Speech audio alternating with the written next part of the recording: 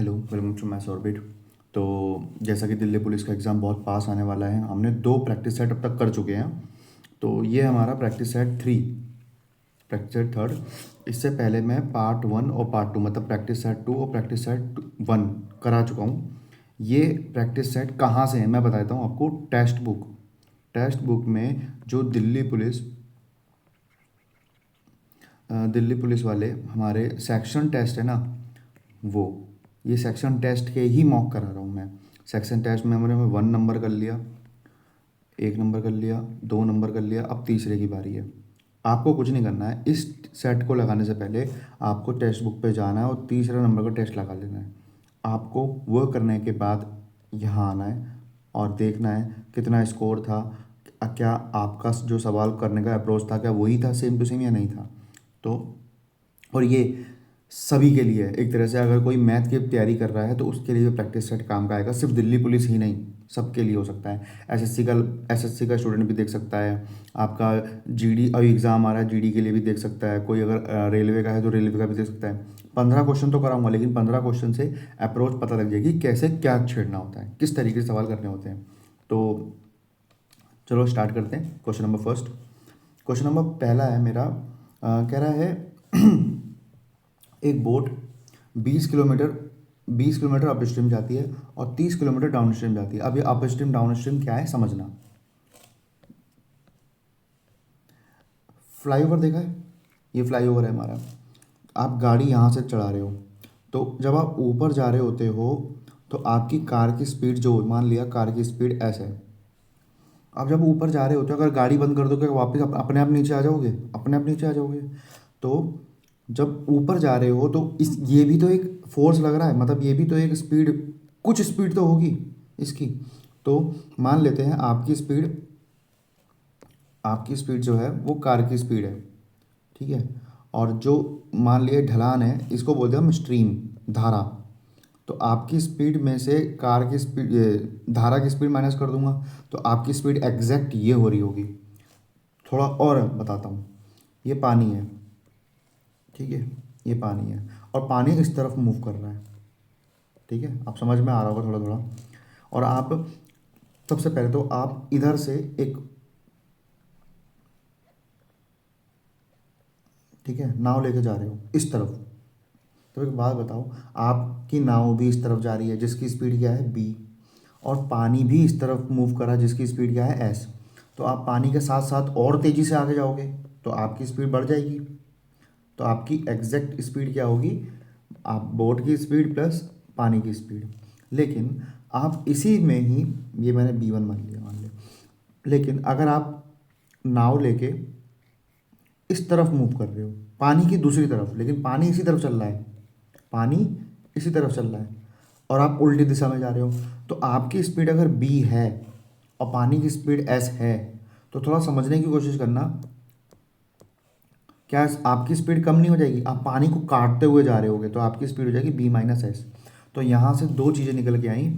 तो down stream की speed और एक अप स्ट्रीम की स्पीड, इसे बोलते हैं धारा के प्रतिकूल, नहीं धारा के अनुकूल, धारा के अनुकूल मतलब धारा के साथ चलना, और इसे बोलते हैं धारा के प्रतिकूल।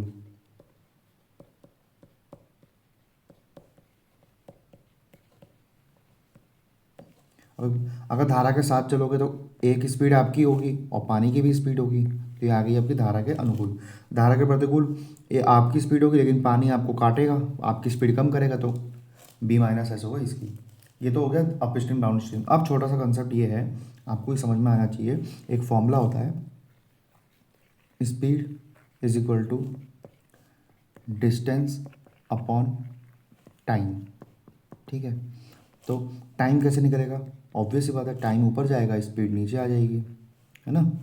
तो टाइम का फॉर्मूला क्या आ जाएगा, time is equal to distance distance upon speed, ये फॉर्मूला होता है। तो सवाल ने क्या कहा समझना। अप स्ट्रीम की स्पीड क्या होती है B-S, डाउन स्ट्रीम की स्पीड क्या होती है B+S। तो क्वेश्चन ने कहा, और ये 2 घंटा 32 मिनट को आप क्या करो, मिनट में सोचो, 2 घंटा 32 मिनट कितना होगा, 2 घंटे को 120 मिनट, और 32 मिनट कितना हो गया आपका 152 मिनट। ठीक है, अभी इसी को पूरे क्वेश्चन को प्लॉट करना है।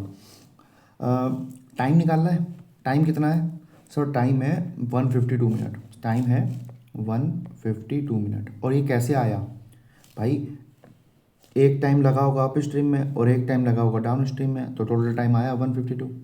तो टाइम कैसे निकलता है, डिस्टेंस अपॉन स्पीड। टाइम कैसे निकलता है, डिस्टेंस अपॉन स्पीड। ये तो आपको मैं बेसिक बिल्कुल बेसिक से करके दिखा रहा हूँ। और स्ट्रीम कौन सी, स्पीड कौन सी, अप स्ट्रीम की, स्पीड कौन सी यहाँ पे, डाउन स्ट्रीम की। लेकिन एक चीज़ आपको पहले से प्रोवाइड कर दी, जो स्पीड ऑफ एस है ना, एस की स्पीड पहले से 5 बता दी। तो डिस्टेंस कितना है सर, 20 किलोमीटर गया अप स्ट्रीम, 20 किलोमीटर गया अप स्ट्रीम। अप स्ट्रीम में स्पीड क्या होती है, B-S। डाउन स्ट्रीम में कितना चल गया सर, 30। और डाउन स्ट्रीम में स्पीड क्या होती है, B+S। टोटल लगा कितना, 152 मिनट। ठीक है, अब एक बात बताओ, एस की स्पीड तो 5 दे रखी है, तो 20/B-5, 30/B+5, कुल मिला के आया 152। अब आपको कुछ नहीं करना, इसको सॉल्व करने बैठोगे, सॉल्व नहीं करना, बिल्कुल भी सॉल्व मत करना, सॉल्व नहीं करना। करना क्या है आपको, आपको ऑप्शन उठाने हैं। तो आप ऑप्शन उठाओ 25, 25 उठाओ। पहले मैंने हिडन ट्रायल से 25 उठाया, मान लिया 25 है, तो 152 आना चाहिए टोटल टाइम। तो 20 बटे ये 25 में से 5 गया 20, प्लस 30 बटे 25 और 5 30। टाइम क्या आ गया, 1 और 1 2 घंटा, 2 घंटा आया। तो 2 घंटे तो 120 मिनट होता है, तो ये तो नहीं होगा आंसर। अब एक बात बताओ, 25 रख रहा हूँ तो आंसर 2 घंटे आ रहा है, 25 रख रहा हूँ तो आंसर 2 घंटे आ रहा है। अगर स्पीड ज़्यादा है तो टाइम कम लगेगा, लेकिन स्पीड को कम करना, अगर मुझे टाइम ज़्यादा चाहिए, मुझे चाहिए 152 और आ की तरह 2 घंटा, तो अगर मुझे टाइम ज़्यादा चाहिए तो मुझे स्पीड कम करनी पड़ेगी। तो मैं क्या करूँगा, ये तो है नहीं, तो मैं एक बार 20 रख के देखूँगा। तो अगर मैं 20 रखता हूँ, समझना ध्यान से, तो 20 किलोमीटर 20-5, 30 किलोमीटर 20+5। ठीक है, ये कितना आया, ये ध्यान से देखना, ये आएगा आपका 20/15, जो कि होता है कितना, 4/3। ठीक है, ये कितना होगा, ये होगा आपका 30/25, जिसे काटोगे कितना आ जाएगा, 6/5। अब एक बात बताओ, 4/3 घंटा कितना होता है, 4/3 घंटे के हिसाब से 60 मिनट लगा दिया। 6/5 इतने घंटे हैं, लेकिन 1 घंटे में 60 मिनट होते हैं, तो लगा दिया। तो ये कितना आ गया, 20 कितना आ गया, 80 मिनट। ठीक है, ये कितना आ गया, 12 12 6 72 मिनट।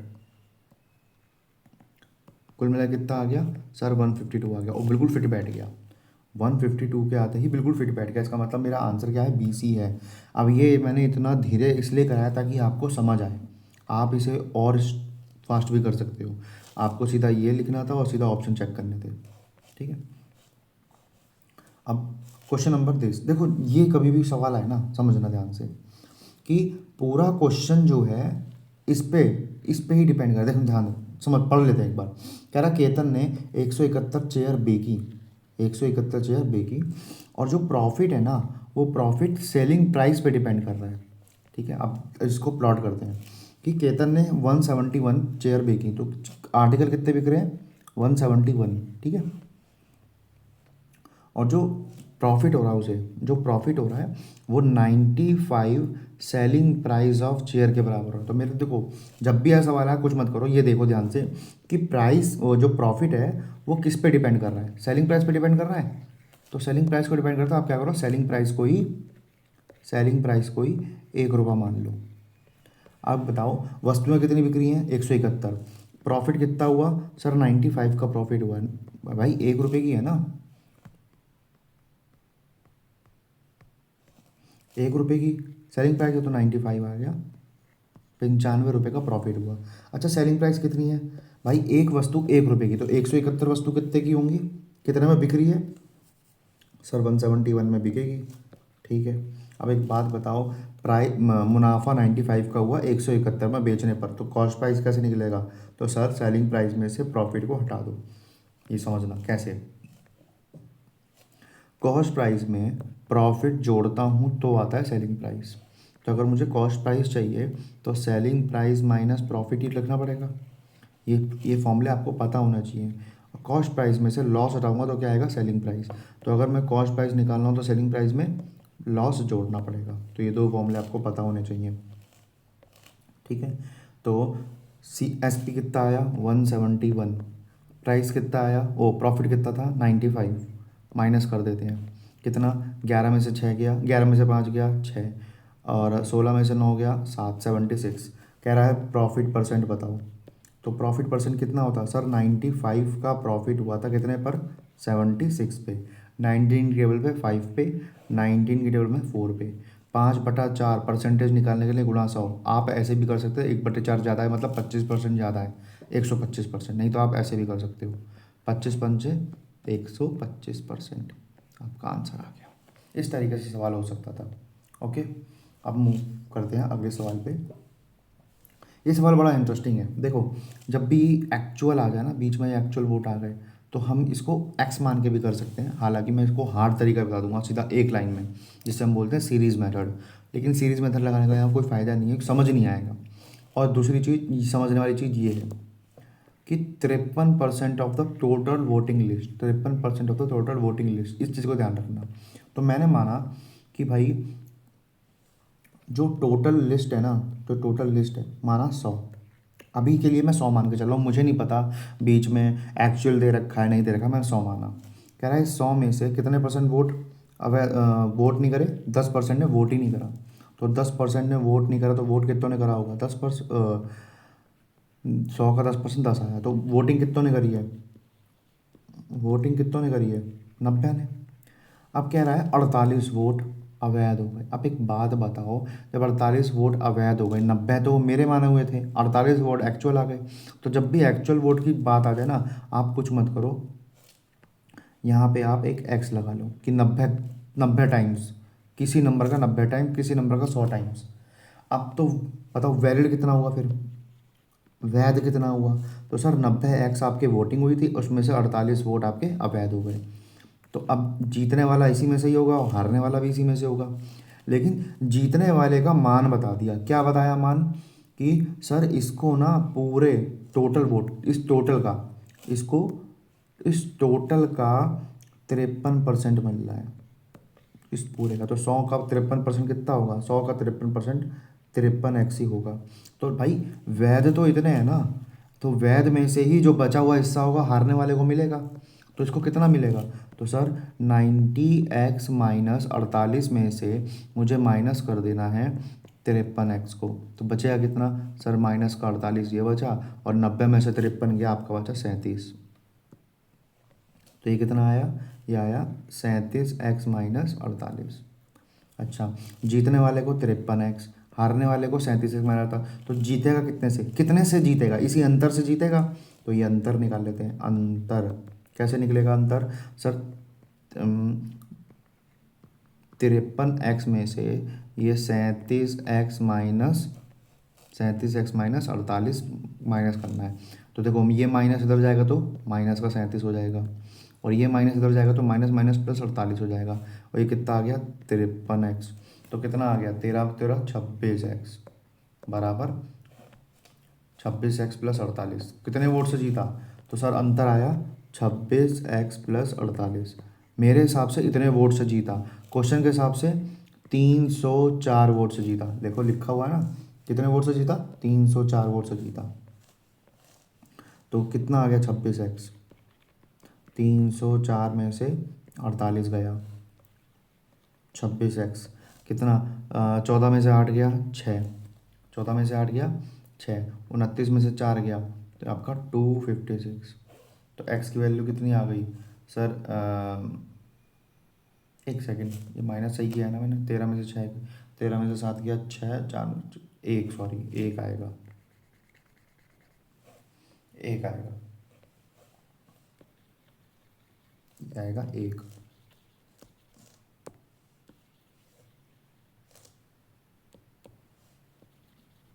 सिंपल 1 आएगा। तो 256/16 कितना आएगा, 16 ही आ गया। एक्स की वैल्यू 16। तो कह रहा बताओ टोटल वोट कितने थे, टोटल वोट तो 100x थे। एक्स का मान कितना आया 16, तो कितना आ गया 1600। बोलता कि वोटिंग कितनों की हुई है, तो 90 × 16। बोलता वैलिड कितने हुए, तो जो भी ये आता उसमें से 48 माइनस कर देता, आंसर आ जाता। तो इस तरीके से आंसर क्या आया 1600। अच्छा, सवाल आया रिमाइंडर थ्योरम। सबसे पहले तो रिमाइंडर पढ़ते हैं। रिमाइंडर क्या होता है, देखो कोई नंबर है, मैंने बोला 10 को 3 से भाग करा, तो आपने करा सर 9 बारी पढ़ा, 3 बारी पढ़ा, 9 बारी 9 आया, 1 बच गया, तो यही तो शेषफल है, कितना शेष बचा। लेकिन अगर मैं इसी नंबर को 4 बारी पढ़ दूँ तो भाई इसको कैसे लिखूँगा, इन दोनों की गुणा, इन दोनों की गुणा और ये इन दोनों की गुणा और ये प्लस हो जाता है। तो 3 × 3 - 1, वापस देखो वो सॉरी +1, वापस से 10 मिलेगा। लेकिन अगर मैं इसी 10 को भाग कर रहा हूँ, लेकिन अब की बार क्या किया मैंने, 4 बार पढ़ दिया, तो कितना आया -2 आया। तो देखो शेषफल रिमाइंडर जो है वो पॉजिटिव भी हो सकता है और नेगेटिव भी हो सकता है, लेकिन मैथ इसे ही मानती है। हम क्वेश्चन सॉल्व कर सकते हैं पॉजिटिव से भी और नेगेटिव से भी, लेकिन शेषफल हमेशा एक नेचुरल नंबर होता है, प्राकृतिक संख्या होती है जो कि कभी नेगेटिव नहीं होती है। अब हम इस सवाल को अगर अब देखना कैसे पढ़ेंगे, मैंने बोला 27 को भाग कर रहे हो 4 से, बताओ शेषफल क्या आएगा। तो सर आपने 24 भाग कर दिया तो 3 बचा, तो रिमाइंडर प्लस का कितना आया 3। लेकिन अगर 27 को मैंने 28 बारी तक पढ़ लिया, 27 को मैंने मतलब 4 के पहाड़े में 28 बारी तक पढ़ लिया, तो कितना एक कमी आई है, 1 की कमी आई है। देखो रिमाइंडर 1 की कमी और रिमाइंडर 3, ठीक है। लेकिन अगर रिमाइंडर नेगेटिव हो तो पॉजिटिव कैसे निकलेगा, कुछ नहीं करना है, आप जिससे भाग कर रहे हो और जो आपका नेगेटिव रिमाइंडर है उसे हटा दो तो पॉजिटिव वाला आ जाता है, ठीक है। अब करते हैं, सवाल है हमारा, कह रहा 27 की पावर 27 + 27/28। तो आपको कुछ नहीं करना है, इसको सेपरेट कर दो। 27 की पावर 27 को सेपरेट कर दो, 28 अलग और 27/28 अलग, ठीक है। तो एक बात बताओ, ये पावर चल रही है होने को तो प्लस का 27 भी आ सकता है, लेकिन उससे तो सवाल सॉल्व ही नहीं होगा ना, वो बार बार वही आता रहेगा। लेकिन रिमाइंडर क्या आ सकता है, -1 भी तो आ सकता है।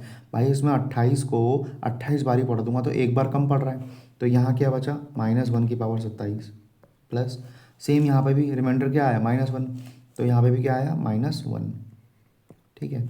अब एक की देखो माइनस को यहाँ समझने की कोशिश करना, यहाँ पे समझाता हूँ। माइनस को मैंने 2 बार मल्टीप्लाई किया तो सर माइनस माइनस प्लस होता है और 1 1 जा 1 होता है। माइनस को मैंने 3 बार मल्टीप्लाई किया, sir minus minus plus, plus minus minus, 1 1 जा 1 1 1 जा 1। तो यहाँ से एक चीज़ पता लगी कि सर अगर -1 की पावर इवन है तो आंसर +1 आता है, और -1 की पावर ऑड है तो आंसर -1 आता है, ठीक है। तो क्या चीज़ देखा मैंने देखा कि यहाँ माइनस की पावर क्या है, ऑड है, तो क्या मिलेगा -1 मिलेगा, और ये -1 है ही, plus minus plus minus minus, तो रिमाइंडर क्या आया -2। अब नेगेटिव रिमाइंडर तो होता ही नहीं है, तो भाग किससे करा था मैं 28 से, रिमाइंडर कितना आया -2, कितना बचा 26 बचा, तो 26 मेरा शेषफल है, तो 26 मेरा शेषफल है। अब एक सवाल और करते हैं।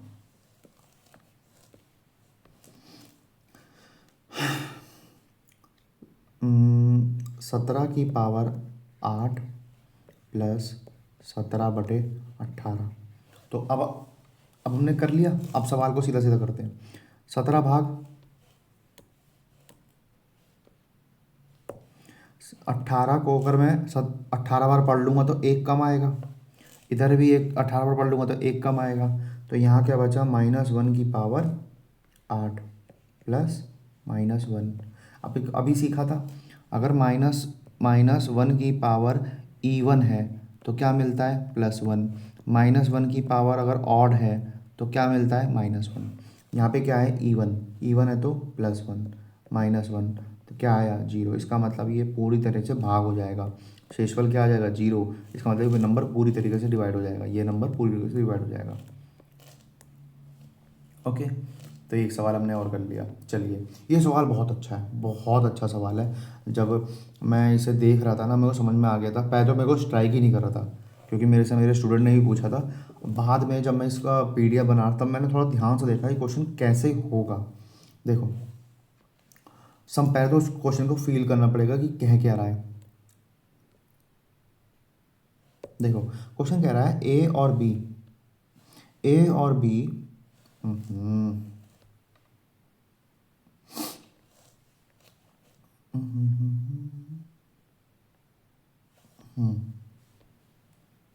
क्वेश्चन कह रहा है ए और बी किसी काम का 13/15 काम करते हैं।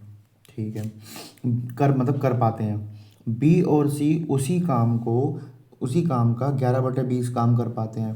कह रहा है ए और सी के बीच का जो अंतर है वो 7600 रुपये है। तो बताओ ए और सी की वेजेस क्या होंगे। तो कुछ नहीं करना, आराम से सोचना है। देखो, ए और बी,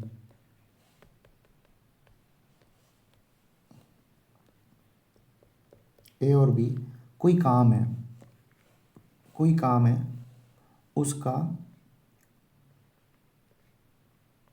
13/15 ही कर पाते हैं। तो ठीक है।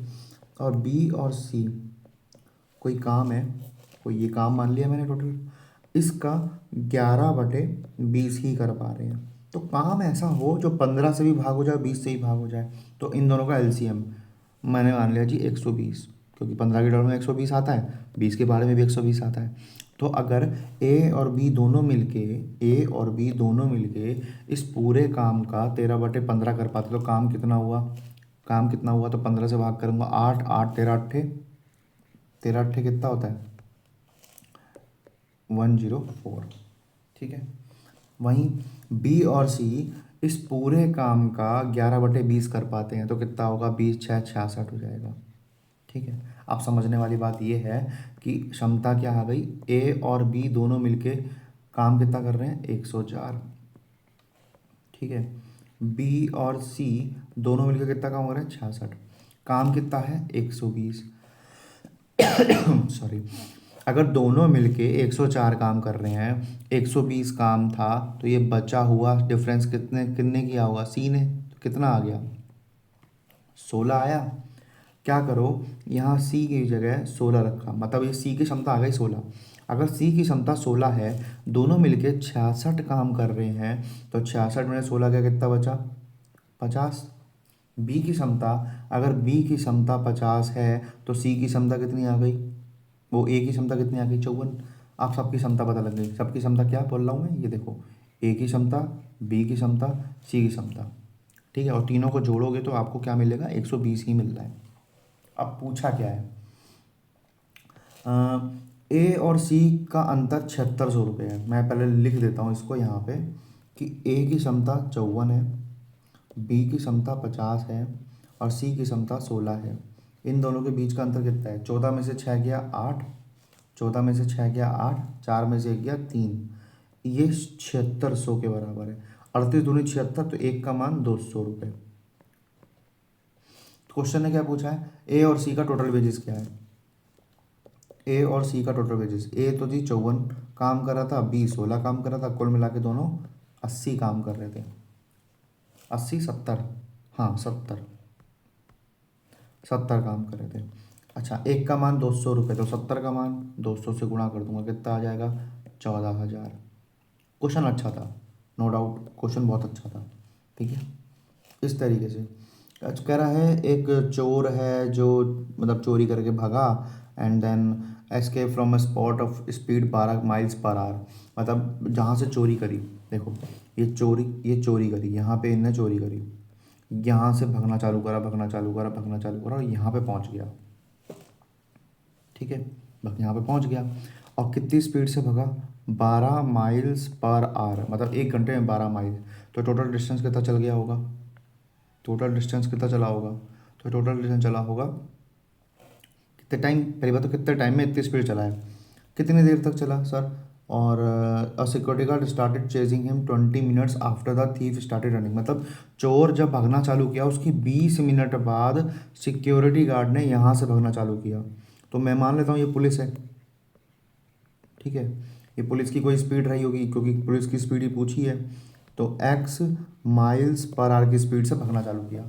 चोर तो अभी भी भाग रहा है, चोर तो अभी भी भाग रहा है इस दिशा में, किस स्पीड से, 12 माइल्स पर आर की स्पीड से, और 20 मिनट तक यहाँ तक चला, 20 मिनट तक। अच्छा, फॉर्मूला सीखा था, speed is equal to distance upon time, time is equal to distance upon speed, ठीक है, और distance is equal to speed into time. लेकिन फ़र्क क्या है, यहाँ पे टाइम कितना है, 20 मिनट है, 20 मिनट तक चला है।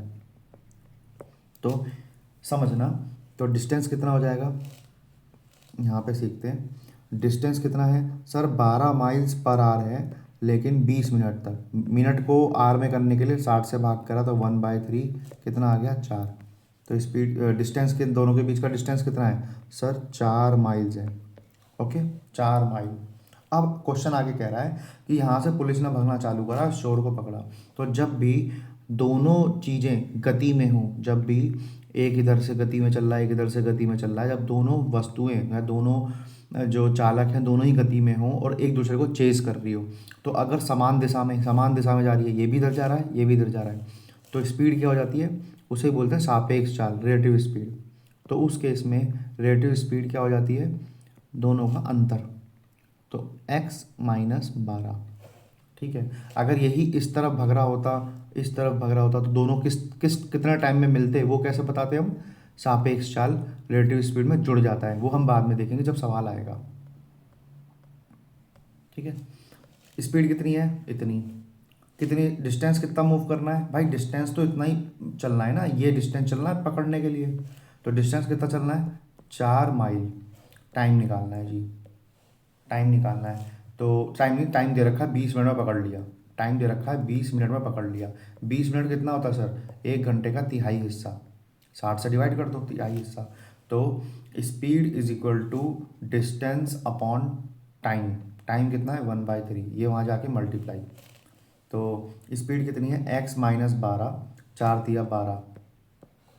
अच्छा, x में से क्या घटा, x में से 12 घटाया तो 12 बचा, तो मतलब x कितना आया, 24। तो सिक्योरिटी गार्ड की स्पीड क्या है, 24 माइल्स पर आवर।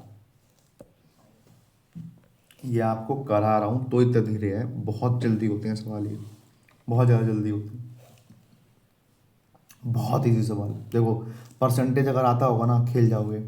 20% हर साल ब्याज लग रहा है, हर साल 20% लग रहा है, और ऐसे 3 साल तक लग रहा है। तो बताओ 20% 3 साल के लिए कितना हो जाएगा, 60%। कह रहा कोई पैसा इतना परसेंट ब्याज इतने साल के लिए लग रहा है, इतने साल के लिए लग रहा है, तो इतना हो गया, इतना हो गया। मेरे हिसाब से बताओ कोई पैसा अपने आप में कितना होता है, 100%, 60% ब्याज लग गया तो कितना हो गया, 160% हो गया। अब सवाल इससे करेंगे, कह रहा है सर 2880 हो गया, मेरे हिसाब से कितना हो गया, 160% हो गया। तो मतलब जो 2880 है वो 160% की वैल्यू है, मुझे किसकी निकालनी है, 100% की, ठीक है। तो परसेंट से परसेंट गया, 0 से 0 गया, ये 5 पे गया, ये 8 पे गया, 8 से 24 गया 3 पे, फिर 48 गया 6 से, 360 इंटू 5, 1800 रुपये की प्रिंसिपल दर राशि। मतलब उनने कितना पैसा उधार लिया, दिया, जो भी है इन्वेस्ट करा, 1800 रुपये इन्वेस्ट करा। कह रहा है बताओ कितना ब्याज हो लगेगा 2 साल के लिए। ब्याज कितना है सर, 20%, कितने साल तक, 2 साल तक, कितना लगा, 40%। तो कुछ नहीं करना है, मुझे तो ऐसा ही निकालना है। तो 1800 का 40%, 40% कितना होता है, 2/5, 5 कितना आया, 360, 360 दूनी 720। तो SI की वैल्यू आ गई आपकी 720 रुपया, तो 720 रुपये। ये तो बहुत इजी है, मैंने आपको लास्ट क्लास में बताया था, जब भी 3 की पावर कुछ भी हो आप कुछ मत करो, उसको 4 से भाग करके देखो। अगर 4 से भाग करने पे 1 ज़्यादा आ रहा है तो 3 की पावर 1, अगर 4 से भाग करने पे 2 ज़्यादा आ रहा है तो 3 की पावर 2, अगर 4 से भाग करने पे 3 ज़्यादा आ रहा है तो 3 की पावर 3। लेकिन अगर 4 से भाग करने पे कुछ भी नहीं आ रहा, 0 आ रहा है, तो बहुत 3 की पावर 4, या 4 की पावर करने मतलब 4 से भाग करने पर पूरा पूरा भाग हो जा रहा है, तो यही 3 की पावर 1 पे 3 मिलता है, 3 की पावर 2 पे 9 मिलता है इकाई अंक, 3 की पावर 3 पे 27 आता है, 27 का इकाई अंक क्या है 7, और 3 की पावर 4 पे 81 आता है इकाई अंक 1। तो इकाई अंक की बात हो रही है, सिर्फ यूनिट डिजिट। अब देखो 62, आप 62 को डिवाइड करो 4 से, तो 60 पूरा भाग हो जाएगा, बचा क्या क्या 2। तो मतलब सवाल किससे सॉल्व होना है, सिर्फ ऐसे लिखोगे आप 60 + 2, इससे मतलब नहीं है, सिर्फ इससे मतलब है 3 की पावर 2 9, आंसर इज 9। सेकंड्स में होते हैं सवाल। स्पेयर गोला, ये समझना, इसको इसको बोलते हैं गोला। तो ये हमारा गोला होता है जो फुटबॉल की शेप का होता है, ठीक है। इसके अंदर एक रेडियस होती है, और इसकी खासियत होती है रेडियस रेडियस हर तरफ बराबर दूरी पे होता है, ठीक है। इसका अगर मैं बात करूँ एरिया, एरिया वो होता है 4πr², ठीक है। और इसकी बात करूँ वॉल्यूम की, तो होता है 4/3 πr³ यहाँ किसकी बात करी है सर, आपको सरफेस एरिया दे रखा है, सरफेस एरिया तो कह रहा है सरफेस एरिया आपको 256 पाई ये दे रखा है। मेरे को पता है फॉर्मूला क्या होता है, 4πr² = 256 पाई, पाई से पाई कैंसिल आउट, 4 से ये 4 से कितने पे जाएगा आपका, जाएगा 64 पे। तो एक बात बताओ, कोई रेडियस का किसका स्क्वायर 64 होता है सर, 8 का। तो रेडियस कितनी आ गई 8 सेंटीमीटर, 8 सेंटीमीटर मीटर जो भी है, कितना है मीटर है, मीटर है, मीटर है। तो अगर 8 मीटर है, डायमीटर क्या होता है, डायमीटर अगर एक सर्कल है तो ये रेडियस होती है, तो डायमीटर यहाँ से, डायमीटर ये पूरी लेंथ होती है, ये पूरी लेंथ डायमीटर होती है, डैट इज़ डायमीटर। तो रेडियस का डबल ही तो है, तो रेडियस डायमीटर क्या होता है, रेडियस का डबल, तो 16 आंसर। कोई चीज़ 60 रुपये की है, उसको 25% डिस्काउंट पे बेचा, ठीक है। एक पेन बस खरीदा, और एक पेन है जो कि 80 रुपये का, उसको भी 25% डिस्काउंट पे खरीदा, तो बताओ उन्होंने कितना पैसा सेव किया। बहुत ईजी समझना, 60 रुपये की चीज़, एक चीज़ 80 रुपये की, ठीक है। तो इस पे 25% डिस्काउंट मिला, 25% डिस्काउंट मिला, तो कितने में खरीदी होगी, 45 पे खरीदी होगी। ये एमपी है 60 की, ये 80 की एमपी है, इस पर भी 25% डिस्काउंट लिया मैंने, ठीक है। तो कितने में खरीदी सर, 60 की सीपी।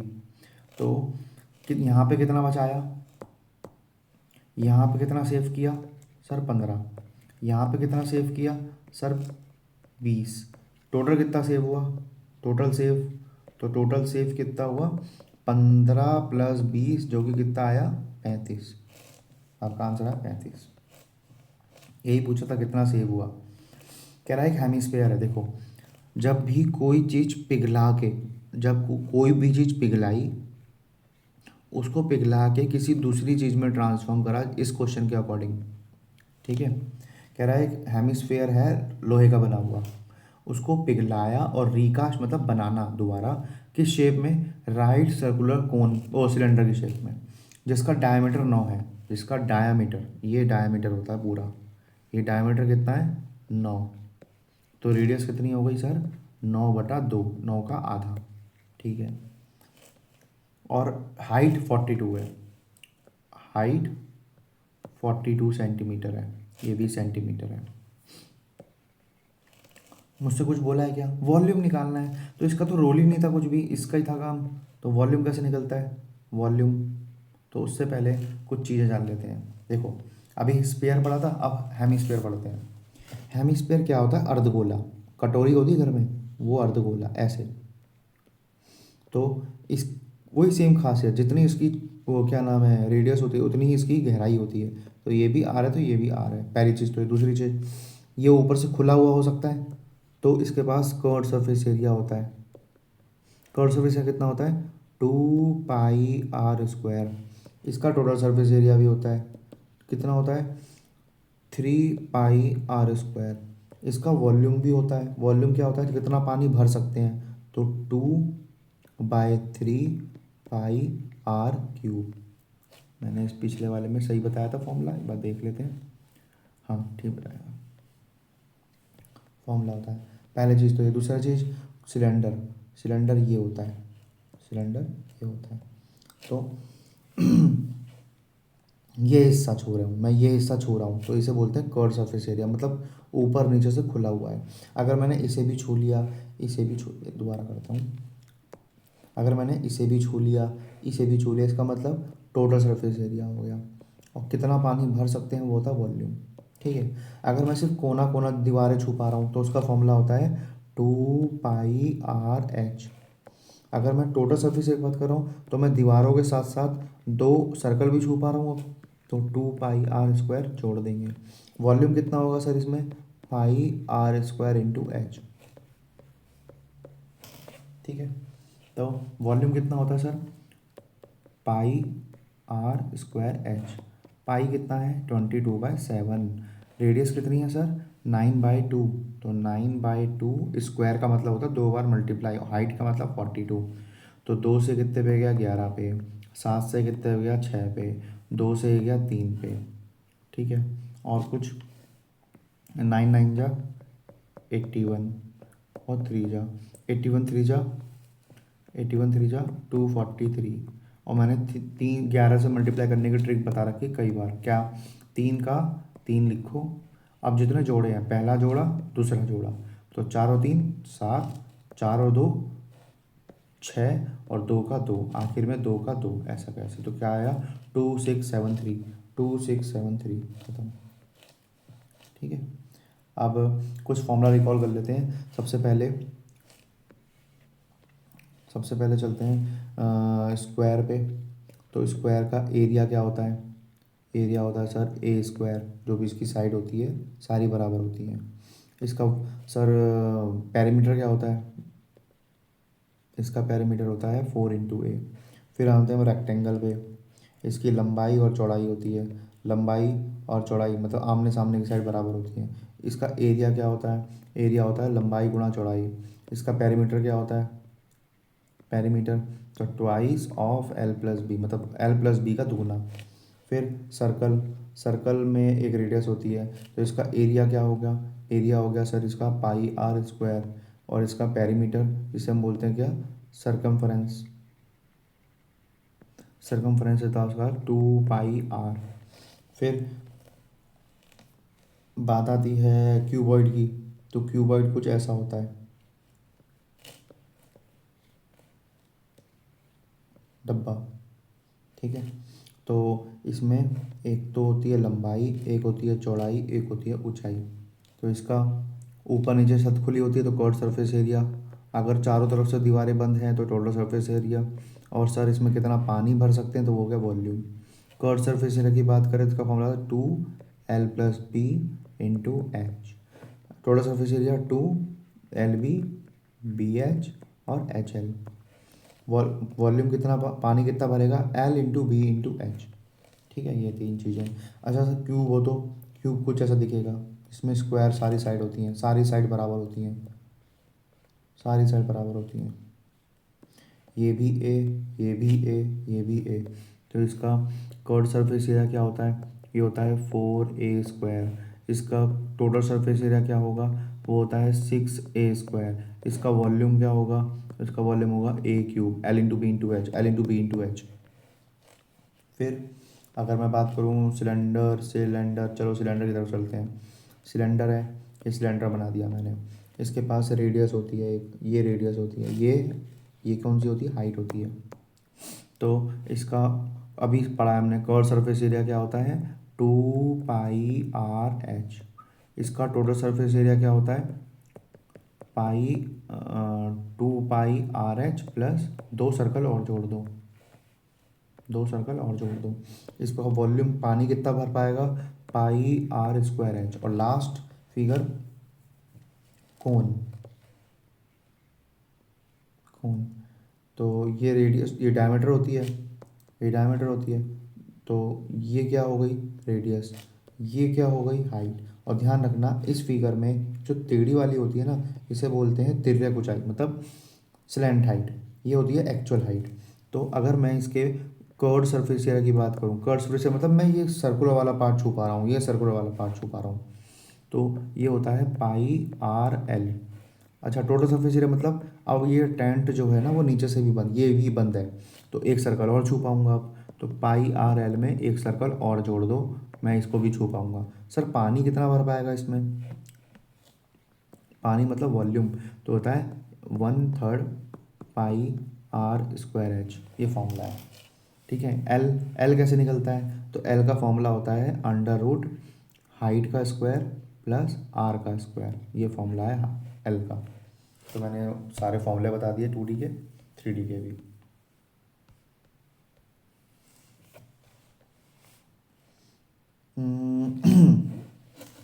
कह रहा है 27 पारियों का औसत 47 है। ठीक है, 27 पारी हैं, उनका औसत 47 है। कह रहा है हाईएस्ट और लोएस्ट, हाईएस्ट लोएस्ट से 157 रन ज़्यादा है। हाईएस्ट लोएस्ट से 157 रन ज़्यादा है। ठीक है, अगर अगर इन दो पारियों को हटा दूं तो औसत बची हुई 25 इनिंग का क्या हो जाएगा? 42। इसका मतलब 25 पारियों का औसत, समझना, 25 पारियों का औसत 42 है। दो पारी कौन कौन सी? हाईएस्ट और लोएस्ट, ये दोनों को साथ जोड़ दिया मैंने। इनका औसत मुझे नहीं पता, मतलब मुझे ये नहीं पता, इनका औसत छोड़ो, मुझे ये भी नहीं पता कि दोनों मिलके कितना लाए। तो पहले मैं ये निकाल लूँ कि दोनों मिला के कितने लाए होंगे, समझते हैं। तो ध्यान से ये 25 के 25 लोग, हर एक लोग, औसत का मतलब होता है सब समान। तो ये 25 के 25 लोग, हर एक बंदा 42 लाया, लाना कितना था? 47। तो ये हर एक बंदा 42 लाना था, लाया है, लाना कितना? 47। कितना कम लाया है सर? हर एक बंदा 5 कम लाया है। अच्छा, कितने लोग कम लाए हैं? 25 लोग कम लाए हैं। तो कुल मिला के कितना कम आ गया सर? 125 रन कम बनाए इन्होंने। अच्छा, 125। अब एक बात बताओ, अगर ये लोग 125 रुपये कम लाए हैं, अगर 125 रन कम बनाए हैं, तो इसकी भरपाई करेगा कौन? ये दोनों, यही दोनों तो करेंगे। तो ये दोनों पारियां करेंगी। अब देखो, ये जो है, इन्होंने अपनी भरपाई तो पूरी करी, मतलब इन्होंने हर बंदा 47 और 47 अपनी भरपाई पूरी करी। एच वाला बंदा भी अपने नंबर लाया, पूरे पूरे रन बनाए, और लोएस्ट वाले ने भी अपने अपने नंबर बनाए, लेकिन इनकी कमी भी तो पूरी करेगा। तो इनकी कमी भी पूरी करी। तो कुल मिला के इन्होंने कितना रन बनाए? तो 47 47 94, और 125 की कमी थी। तो कितना आया? 5 4 9, 12 और 9 21, 219। तो दोनों को जोड़ के कितना आना चाहिए? 219। मैंने कई बार बता रखा है, अगर दो संख्याओं का योग और दो संख्याओं का अंतर दे दे, तो उस केस में जो बड़ा वाला है, बड़ा वाला हमेशा ये होता है, अंतर वाले में आगे वाला। बड़े वाला कैसे निकलेगा? दोनों को जोड़ो, दोनों को जोड़ो और जोड़ के आधा करो। तो दोनों को जोड़ो कितना आएगा? 9 और 7 16 का एक हासिल, 5 6 7 और 2 3, 376/2, 36 गया 18 पे, 36 गया 18 पे, 16 गया 8 पे। कितना आया हाईएस्ट? 188। पूछा क्या है? हाईएस्ट स्कोर ही पूछा है। तो कितना है? 188। मैं अब भी कह रहा हूँ, मेरे लिए बहुत आसान था, मैं इसको 10 सेकंड 20 सेकंड में भी करा सकता था। बात सारी है आपको समझाना। ठीक है, आप ये बोलोगे सर इतना टाइम हम लगाएंगे तो पेपर ही ख़त्म हो जाएगा, नहीं होगा भाई ख़त्म। प्रैक्टिस करो, आप मेरा प्रैक्टिस सेट 1 2 3 बार बार लगाते रहो, ये माइंड पे एकदम कहते हैं ना अच्छे से बैठ जाएगा। सवाल नंबर 14।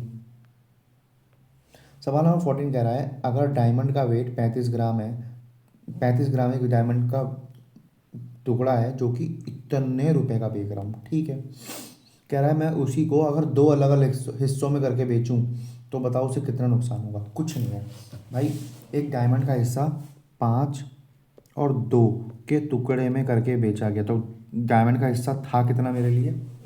7। अब समझना, कुछ ये प्रोपोर्शनल मतलब होता है समानुपात। कह रहा प्राइस जो है ना, प्राइस जो है वो समानुपात, समानुपात है किसके? वेट के स्क्वायर के, वेट के स्क्वायर के। ये समानुपाती का मतलब है जब भी ये समानुपाती हटता है तो कोई कांस्टेंट मल्टीप्लाई हो जाता है। जब भी ये समानुपाती हटता है कोई कांस्टेंट मल्टीप्लाई हो जाता है। ठीक है, अब समझना, क्वेश्चन ने पहले ही बता दिया कि प्राइस कितना है, पूरे पूरे टुकड़े का प्राइस कितना है, पूरे टुकड़े का प्राइस है 12,250। ये कितना गुना है ये नहीं पता मुझे, लेकिन मुझे पूरे टुकड़ा पता है कितने किलो का है जी, 7 का है। एक्चुअल वेट का कोई रोल नहीं है, ठीक है, 7 का है। इसका स्क्वायर कर देंगे। क्या बोला है, जो प्राइस है वो वेट के स्क्वायर का कुछ गुना, ये कुछ कितना गुना है ये निकालना है, ठीक है। तो क्या ये कितना गुना था ये निकालने के लिए 12,250 को 49 से भाग करना पड़ेगा, ठीक है। पहले मैं 7 से भाग करूँ, 49 से भाग करते हैं। 49 टू जा आपका 98, बचा कितना, 122 में से बचा 240, 24 बचा। शिट मैन,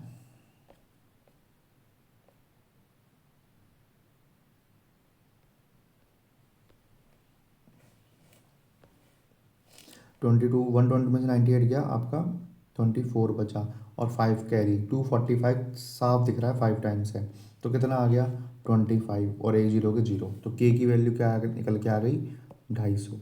मतलब 250 गुना चल रहा है, ये जो कुछ गुना है 250 गुना है। कह रहा अगर दो अलग अलग हिस्सों में तोड़ूं तो मुझे पता है प्राइस क्या होगा, के टाइम्स 5 का स्क्वायर प्लस के टाइम्स 2 का स्क्वायर, क्योंकि वजन तो ये ना 5 और 2 कुल मिला के 7 बन रहा है। तो के तो पता लग गया 250 है, वजन कितना था 5, 5 का स्क्वायर 25, यहाँ पे के पता लग गया 250 है, 2 का स्क्वायर 4, 25 गुणा 25 625 प्लस कितना 1000। तो मैं टुकड़ों में बेच रहा हूँ तो कितने रुपए का बेच रहा हूँ, 7,250 का। टुकड़ों में बेचा तो प्राइस कितना है 7,250, और साथ में बेचा तो प्राइस कितना है इतना, तो नुकसान कितना है, मतलब 7 बेचा तो कितने का 12,250 का, टुकड़ों में बेचा, टुकड़ों में बेचा तो कितने का बेचा 7,250 का, तो कितने का नुकसान है, सीधा सीधा 5,000 का नुकसान है। आंसर 5,000। ये लोन है, एक बार में नहीं आता, समझना पड़ेगा। देखो हमेशा इंस्टॉलमेंट जब भी आएगा ना, आप ये देखो क्या बराबर इंस्टॉलमेंट है, जब भी बराबर इंस्टॉलमेंट आई तो इंस्टॉलमेंट का क्वेश्चन होता ही इस तरीके से जो मैं बता रहा हूँ। 10% का ब्याज है, कंपाउंडेड एनुअली, हर बरा इतनी ही दे रहा है, मतलब सेम दे रहा है। देखो पहले तो ये समझो कि इंस्टॉलमेंट सेम है क्या, अगर सेम है तो इंस्टॉलमेंट सेम देनी पड़ेगी, ठीक है। पहला ब्याज कितना है 10%, 10% होता है 10 से 11, ओ मतलब 1/10, मतलब कोई चीज़ 10 रुपए की थी तो उसको 11 मतलब 11 एज अ EMI देना है, एक का ब्याज कमा के। लेकिन जब 2 साल बाद देगा तो वही चीज़ 100 रुपये की 121 की पड़ेगी, भाई वही पैसा 2 साल तक यूज़ किया होगा उनने, तो 100 रुपये की चीज़ 121 की पड़ी, ठीक है। 10 का स्क्वायर मतलब बेसिकली इस तरीके से होता है। 2 साल के लिए 10 की पावर 2 से 11 की पावर 2 हो जाता है, मतलब पहले साल का केस ये, दूसरे साल का केस ये। अगर ऐसे 3 साल का होता तो 10 का क्यूब से 11 का क्यूब हो जाता, तो वो है नहीं, तो 2 साल का केस है सिर्फ। तो ये मेरी EMI है, ध्यान रखना, ये मेरा प्रिंसिपल है मूलधन, और ये मेरा EMI इंस्टॉलमेंट है, ठीक है। अब सवाल ने कहा, इसको हम थोड़ा प्रोफेशनल लिख देते हैं, 100 से 121 जाता है। अब एक बात बताओ, सवाल ने कहा EMI बराबर है, जब EMI बराबर है, ये 121 है ये 11 है, तो इसको सब बराबर बनाएंगे, 11 गुणा 11 गुणा, जो इधर होगा वो इधर भी मल्टीप्लाई होगा। तो मेरा यहाँ पे प्रिंसिपल कितना निकल के आया 110, यहाँ पे प्रिंसिपल कितना है 100, ब्याज देखो अब EMI 121 आ गई, EMI 121 आ गई, आराम से आ गई है ना। अच्छा क्वेश्चन ने कहा कि प्रति की EMI कितनी की है, 65,3,4, मतलब 6534 की है। मेरे हिसाब से हर एक EMI 121 की है, यही 121 6534 रुपये है। तो एक 11 का मान क्या आ गया, 11 से भाग करो, 55 गया 5 पे, बचा कितना 10, 3 उतारा ऊपर से, 99 गया 9 पे, बचा कितना 4, ऊपर से 4 उतारा 44, और एक दोबारा करूँगा, 55 गया 5 पे, बचा 4 44, एक का मान 44। पूछा क्या है जी, तो बताओ टोटल ब्याज, टोटल ब्याज कितना है, तो एक बार बताओ यहाँ पे टोटल ब्याज कितना था, यहाँ पे टोटल ब्याज कितना है, 110 की चीज़ को 121 में बेचा, मतलब 121 का EMI दिया, 110 की पे उस पर मूलधन था, कितना ब्याज था, कितना ब्याज था, ध्यान से देखो 11। यहाँ पे 100 की चीज़ पे 121 की EMI दी, कितना ब्याज लगा, 21। ये ब्याज, ये बीच का जो बीच का अंतर होता है यही ब्याज होता है, ये जो बीच का अंतर होता है यही ब्याज होता है। कुल कितना ब्याज लगा, कुल कितना ब्याज लगा, लगा 32। 32 का ब्याज, एक का मान 54, 32 का मान गुणा कर दो 54 से, ठीक है। 32 पंचे, तरीका मैंने बता रखा कई बार कि 32 गुणा 54 करना है, तो मैं क्या करूँगा, 32 पंचे करूँगा और फिर 32 चौक करूँगा। ये मेरे लिए 5 नहीं 50 है, तो 32 पंचे 1600। भाई 32 पंचे, 32 5 से करने ना 160 आएगा, 32 पंचे 160, और मेरे लिए 5 नहीं 50 था तो 1600। 32 चौक 128, कितना आ गया सर, 1728। तो ब्याज कितना लगा टोटल, 1728 है क्या, हाँ हैगा। तो ये था हमारा उसका दिल्ली पुलिस का प्रैक्टिस सेट 3। इसमें मैंने बहुत सारी चीज़ें बताई हैं, थोड़ी बहुत एक्स्ट्रा, थोड़ी बहुत, जितना मुझे लगता है कि हाँ बताना चाहिए ये मैंने बताई। एक क्वेश्चन रह ही गया, ओ शिट, यहाँ पे मेरे को लगा खाली था, चलो ये क्वेश्चन यहाँ कराता हूँ, ठीक है, समझना, बाकी डाटा आपके लिए लिखा हुआ है। कह रहा है दो संख्याओं का योग दे रखा है, दो संख्याओं का योग दे रखा है 84, ठीक है, और कह रहा है उनका HCF और LCM, अरे यार इरिटेट कर रहा है ये,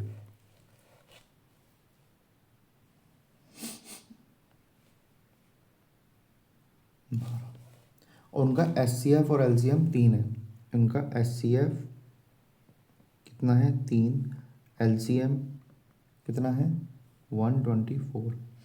एक फॉर्मूला पढ़ा था हमने कि LCM और HCF का जो गुणन होता है वो उन्हीं दो संख्याओं के गुणन के बराबर होता है। एक तो ये काम आएगा।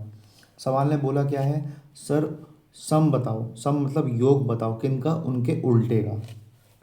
तो मुझे क्या निकालना है, मुझे निकालना है योग, निकालना है किसका, उनके उल्टे का। तो सॉल्व करते हैं, ये जाएगा इधर, ये जाएगा इधर, है ना। तो बी, एक बी बन जा बी, ए बन जा ए अपॉन ए बी। दो संख्याओं का योग पहले से दे दिया 84, और ए गुणा बी, ए गुणा बी क्या होगा, यही तो होगा LCM इंटू HCF। तो ये क्या होगा, मतलब ये 84 बटे ए बी की वैल्यू क्या निकल के आएगी, LCM इंटू HCF। तो ये क्या आया, 84/124 इंटू 3, 3 से ये गया सर, 3 गया 2 पे, बचा 24, 28 पे, फिर 4 के पहाड़े से ये 7 पे गया, 4 के पहाड़े से 31 पे गया। तो आंसर क्या आया, 7/31। आंसर क्या आया, 7/31। तो ये हमारा पूरा दिल्ली पुलिस का सेट हो गया। इसमें मैंने बहुत सारी चीज़ें बताई जो आपके काम की थी, और नहीं भी होंगी तो भी लिखना, क्योंकि आप काम आएगा। तो कुछ क्वेश्चन बहुत अच्छे अच्छे थे, बाकी एक जैसे ये हमारा डायमंड वाला क्वेश्चन बहुत ही अच्छा था, और एंड ये हाई स्कोर वाला क्वेश्चन अच्छा था एवरेज का, और कौन सा क्वेश्चन अच्छा था, ये दिक्कत होती है इसमें इसमें एक बार, ठीक है। तो ये था हमारा दिल्ली पुलिस का सेट। बाकी का मैं आपकी इसकी PDF आपको मिल जाएगी मेरे टेलीग्राम चैनल पे, ठीक है। आपको टेलीग्राम चैनल में वीडियो इसका पूरे PDF मिल जाएगी। मैंने सेट 1 और 2 भी करा रखा है, और मैंने यूनिट डिजिट का पूरा कंसेप्ट भी करा चुका हूँ, तो आप वो जाके जरूर देख लेना। सो एंड शेयर करना बिल्कुल मत भूलना, क्योंकि ये हर एग्ज़ाम के लिए है, और मैं अपने दोस्तों को भेजो, भेजो सबको भेजो, जो जो भी दिख रहा है भेज दो, अगर इच्छा हो तो, ठीक है। Thank you so much, welcome to my channel.